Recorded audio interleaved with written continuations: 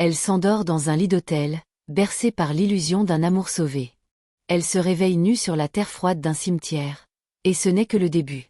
Bienvenue sur Contes et Histoires de Joe, la chaîne où chaque histoire est plus vraie que la fiction. Abonne-toi pour ne pas rater la prochaine. La pluie tambourinait sur les vitres de la salle des fêtes de Leki. À l'intérieur, des guirlandes dorées pendaient du plafond comme les derniers lambeaux d'un rêve qu'on voulait à tout prix réaliser.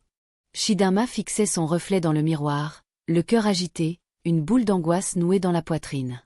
Derrière elle, Ebuka ajustait sa cravate avec un sourire satisfait. « Tu vois, tout s'est arrangé. Ce mariage, c'est le début de notre empire, dit-il. » Mais Chidinma n'arrivait pas à sourire. Les factures accumulées, les prêts à taux usuriers, les regards interrogateurs de sa famille. Tout cela pesait lourd. Le mariage fut somptueux. Champagne, buffet débordant, orchestre en live. Pourtant, les invités ne pluient pas de billets comme Ebuka l'espérait. Les enveloppes étaient maigres, les promesses floues. Et lorsque la lumière s'éteignit sur leur dernière danse, le gouffre financier se révéla immense. Les semaines suivantes furent une descente lente et douloureuse. Ebuka s'agitait, appelait, mentait, empruntait encore. Chidinma, elle, proposait de vendre la voiture, de quitter leur appartement luxueux, de vivre humblement. Mais Ebuka refusait, obsédée par son image. Une nuit, alors qu'elle rentrait d'un entretien d'embauche humiliant, il lui dit « Juste une fois, Dima. Tu es belle, ces hommes paieraient une fortune. Une seule fois et on est tiré d'affaire. » Elle sentit son cœur s'effondrer. Elle hurla, pleura. Mais les jours passaient, et le vide dans le frigo, les menaces des créanciers, l'usure, finirent par avoir raison de ses principes. Chidinma accepta. Ce fut dans un hôtel discret d'Ikoyi. Elle entra tremblante. L'homme attendait déjà, costume noir, cigare, regard froid. Elle se força. Ferma les yeux. Étouffa ses larmes. Mais au matin, ce ne fut pas l'hôtel qu'elle vit en ouvrant les yeux. C'était un cimetière. Elle était seule, nue, allongée sur une tombe sans nom. Le vent glacé fouettait sa peau. Elle cria. Courut. Paniqua. Et au détour d'un sentier, elle se réveilla brusquement dans son lit. À côté d'elle, Ebuka dormait paisiblement. Elle pensa à un cauchemar. Mais ce cauchemar reviendrait. Encore et encore. Avant la suite, prends une seconde pour liker et t'abonner, ça fait une vraie différence. Les jours suivants, Chidinma tenta de reprendre le cours de sa vie. Elle prépara le petit déjeuner, remit de l'ordre dans l'appartement, évita les yeux curieux du voisinage. Mais chaque nuit, l'hôtel, l'homme, l'argent, et ce réveil glacial sur une tombe recommençaient. Chaque nuit, un nouveau client. Chaque matin, une nouvelle tombe. Parfois fraîche. Parfois ancienne. Toujours solitaire. Elle avait cessé de crier. Elle attendait le retour à la réalité, en silence, le cœur de plus en plus vidé. Ebuka, lui, semblait étrangement satisfait. Les dettes disparaissaient comme par magie. Il affichait un sourire nouveau, organisait l'ouverture d'une boutique, et parlait de renaissance. « Tu verras, tout ceci aura valu la peine, » répétait-il, en caressant les cheveux de Chidinma qui détournaient la tête. Mais ce matin-là, alors qu'elle faisait le lit, un bruit sourd attira son attention. Un cadre venait de tomber du mur. En le remettant en place, elle aperçut un coin du mur différent, légèrement bombé. Elle écarta le miroir. Derrière, un creux. Une cavité où reposait un pot en terre, recouvert de tissu rouge noué. À l'intérieur, une poupée en chiffon, noire, minuscule, transpercée d'aiguilles. Le cœur de Chidinma se glaça. Le soir même, elle attendit qu'Ebuka rentre. Quand il entra, elle lui montra le fétiche, sans un mot. Il blêmit. « Qui t'a permis de toucher ça ?» cria-t-il. « Qu'est-ce que c'est, Ebuka ? Dis-moi. » Il hésita. Puis, acculé par le regard fixe de Chidinma, il s'effondra dans le canapé. « C'est pour nous. Je suis allé voir Mama Ifeoma. Elle a dit qu'avec ça, les hommes viendraient toujours vers toi, que tu ne pourrais jamais arrêter. Que tu serais irrésistible. Tu m'as lié à ça. Tu m'as vendu ? » Elle hurlait. Lui pleurait. Il parlait de dette, de pression, d'ambition. Mais tout semblait soudain si creux. Sans attendre, Chidinma prit le fétiche et le jeta dans le feu. Une flamme bleue jaillit, un cri aigu se fit entendre. Quelque chose s'était brisé. Si tu aimes cette histoire, abonne-toi et like avant qu'on continue. Tu nous aides énormément. La maison devint silencieuse, comme si elle retenait son souffle. Chidinma restait debout, les yeux fixés sur les cendres du fétiche, le souffle court. Ebuka s'était enfermée dans la chambre, refusant de parler. Cette nuit-là, elle ne dormit pas. Le lit lui semblait froid, creux, presque étranger. Elle resta sur le canapé, le regard perdu dans le vide. Et pour la première fois depuis des semaines, elle ne se réveilla pas dans un cimetière. Mais ce répit fut bref. Le lendemain, Chidinma reçut un appel anonyme. Une voix rauque, presque inhumaine, lui murmura « Tu n'as pas le droit de briser le pacte. Tu appartiens à la terre. » Elle jeta le téléphone à travers la pièce, le cœur battant.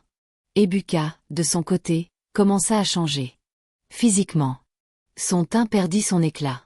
Ses mains se couvrirent de taches sombres, ses ongles se noircirent. Il parlait de douleur, de brûlure, de voix dans sa tête. Il refusa d'aller à l'hôpital. « Ce n'est pas médical, » disait-il. « Ils m'attendent. » Chidinma, terrifié, se rendit au marché d'Oshodi, à la recherche de Mama Ifeoma. Mais la vieille femme avait disparu. À sa place, un vieil homme vendait des potions. Quand elle lui montra une photo de la marabout, il fronça les sourcils. Elle a fui. Le pacte a été brisé. Le prix va tomber sur celui qui l'a signé. Chidinma retourna chez elle précipitamment. Ebuka était recroquevillé au sol, en sueur, délirant. Des mots incompréhensibles sortaient de sa bouche. Elle s'agenouilla près de lui, effrayée, mais il la repoussa violemment. « Tu m'as tué. Tu as tout gâché. » Ses yeux étaient injectés de sang, sa peau semblait se détacher lentement. Il se leva brusquement, prit ses clés, et sortit en trombe. Elle ne le revit pas ce soir-là. Ebuka ne revint pas cette nuit-là. Ni le lendemain. Chidinma attendit. D'abord inquiète. Puis figée par la peur. Puis, soulagée. 2 jours plus tard, un appel du commissariat de Bariga la tira de son apathie. On a retrouvé un homme dans un état grave, qui dit s'appeler Ebuka. « Vous êtes sa femme ?» Elle s'y rendit aussitôt. Ce qu'elle vit n'avait plus rien d'humain. Ebuka gisait sur un lit de fortune, le corps couvert de plaies ouvertes, la peau boursouflée, le regard délirant. « Ils viennent me chercher. Ifeoma m'a maudit. » murmurait-il sans cesse. Les policiers détournèrent le regard. « On ne sait pas ce qu'il a. Mais il a hurlé ton nom toute la nuit. » Chidinma sortit précipitamment. Ce soir-là, elle retourna à l'église de son enfance. Les bancs en bois craquaient toujours sous les pas. Le pasteur Okori priait seul. Quand il la vit, il posa doucement sa Bible. « Ma fille. Je t'attendais. » Il l'écouta sans l'interrompre. Chaque mot. Chaque tremblement de voix. Puis, il ferma les yeux, longuement. Ce que vous avez brisé n'était pas un simple pacte. C'était un enchaînement spirituel. Ebuka ne s'en sortira que par confession et purification. Toi, tu peux être libéré. Mais il faudra du courage. Chidinma acquiesça en silence. Il faut retourner voir Mama Ifeoma. Elle seule peut annuler ce qu'elle a scellé. Le lendemain, Chidinma retourna au marché. Mais cette fois, c'est une enfant qui l'attendait à l'entrée. Une petite fille à la peau d'ébène, aux yeux trop sages pour son âge. Mama Ifeoma t'attend, dit-elle simplement. La petite fille guidait Chidinma à travers des ruelles que même le soleil semblait éviter. Des murs décrépits, des regards furtifs derrière des rideaux. Le marché s'éloignait, la civilisation aussi. Elles s'arrêtèrent devant une maison basse, couverte de feuilles séchées et de talismans accrochés à la porte. L'enfant frappa 3 fois, puis s'éloigna sans un mot.